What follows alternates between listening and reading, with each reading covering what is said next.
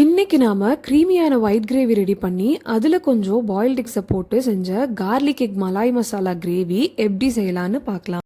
அதுக்கு நாம ஒரு பாத்திரத்தில் தண்ணி ஊற்றி ஒரு பெரிய வெங்காயம் அப்புறம் கொஞ்சம் கேஷ்யூவை போட்டு நல்லா வேக வச்சுக்கலாம். ஒரு 7 மினிட்ஸ் நான் இதை குக் பண்ணியிருக்கேன். இதை இனி நல்லா வடிகட்டி அரைச்செடுத்துக்கலாம். அடுத்து ஒரு கடாயில் ஒரு 2 டேபிள் ஸ்பூன் எண்ணெய் சேர்த்து 1 டேபிள் ஸ்பூன் பட்டர் சேர்த்துக்கலாம்.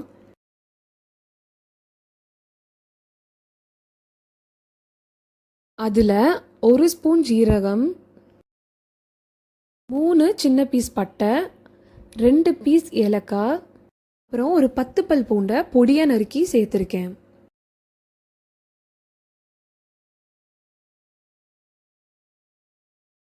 இப்போது ஒரு பச்சை மிளகாவை பொடியாக நறுக்கி சேர்த்துருக்கேன்.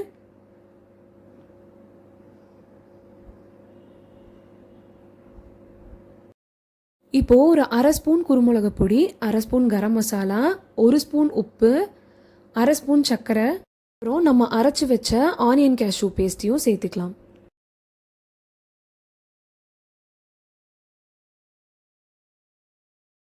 இப்போ ஒரு 3 ஸ்பூன் ஃப்ரெஷ் க்ரீம் ஆட் பண்ணியிருக்கேன்.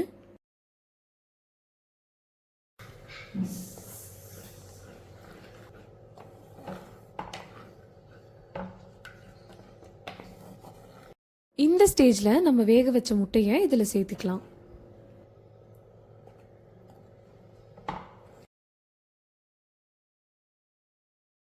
இப்போ 1 ஸ்பூன் கசூரி மேத்தி,